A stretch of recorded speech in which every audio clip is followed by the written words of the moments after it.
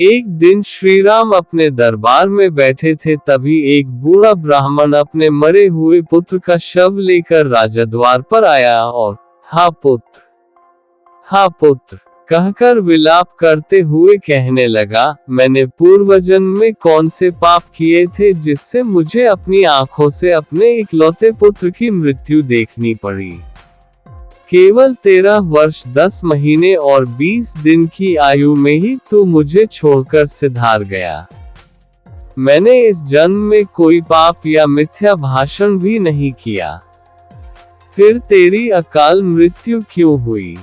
इस राज्य में ऐसी दुर्घटना पहले कभी नहीं हुई। निस्संदेह ये श्रीराम के ही किसी दुष्कर्म का फल है। उनके राज्य में ऐसी दुर्घटना घटी है। यदि श्रीराम ने तुझे जीवित नहीं किया तो हम स्त्री पुरुष यही राजद्वार पर भूखे प्यासे रहकर अपने प्राण त्याग देंगे।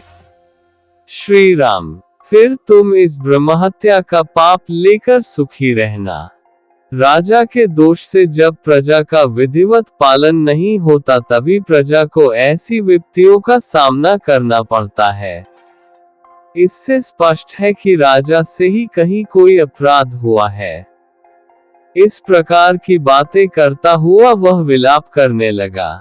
जब श्री रामचंद्र जी इस विषय पर मनन कर रहे थे तभी वशिष्ठ जी 8 ऋषि मुनियों के साथ दरबार में पधारे। उनमें नारद जी भी थे। श्री राम ने जब ये समस्या उनके सम्मुख रखी तो नारद जी बोले, राजन, जिस कारण से इस बालक की अकाल मृत्यु हुई वह मैं आपको बताता हूँ। सतयुग में केवल ब्राह्मण ही तपस्या किया करते थे। फिर त्रेता के आरंभ में क्षत्रियों को भी तपस्या का अधिकार मिल गया। अन्य वर्णों का तपस्या में रत होना अधर्म है।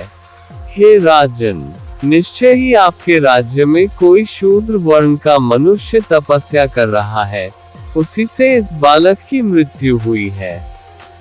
इसलिए आप खोज कराइए कि आपके राज्य में कोई व्यक्ति कर्तव्यों की सीमा का उल्लंघन तो नहीं कर रहा।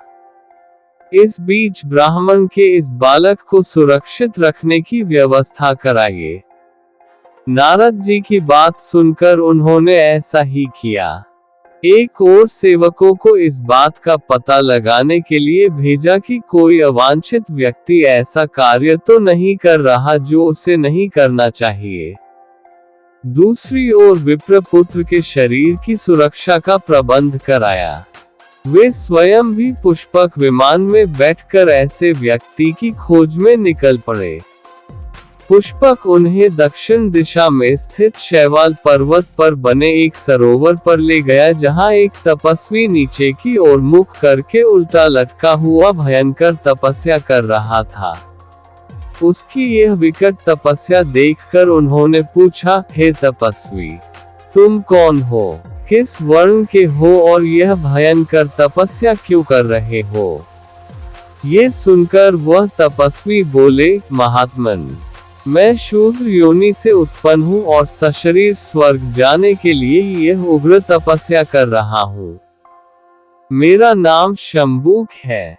शंबुक की बात सुनकर रामचंद्र ने म्यान से तलवार निकालकर उसका सिर काट डाला। जब इंद्र आदि देवताओं ने वहां आकर उनकी प्रशंसा की तो श्रीराम बोले, यदि आप मेरे कार्य को उचित समझते हैं तो उस ब्राह्मण के मृतक पुत्र को जीवित कर दीजिए। राम के अनुरोध को स्वीकार कर इंद्र ने विप्रपुत्र को तत्काल जीवित कर दिया।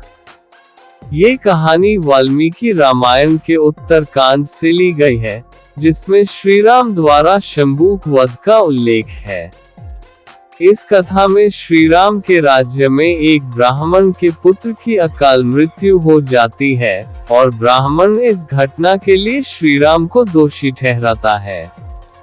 इसके बाद नारद जी बताते हैं कि इस मृत्यु का कारण एक शूद्र द्वारा की जा रही तपस्या है, जो धर्म के नियमों के विपरीत है। श्रीराम तपस्वी शंबुक को खोज निकालते हैं, जो शूद्र होने के बावजूद सशरीर स्वर्ग जाने के लिए तपस्या कर रहा होता है। श्री राम उसे धर्म विरुद्ध कर्म के रूप में देखते हैं और उसका वध कर देते हैं, जिससे ब्राह्मण का मृत पुत्र पुनः जीवित हो जाता है।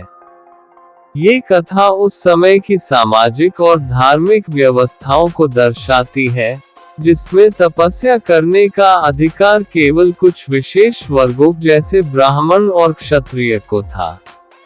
शंबुक वध की इस घटना को लेकर विभिन्न विद्वानों और समाजशास्त्रियों के बीच आज भी चर्चा और बहस होती है, क्योंकि यह कहानी जाति और वर्ण व्यवस्था से संबंधित गहरी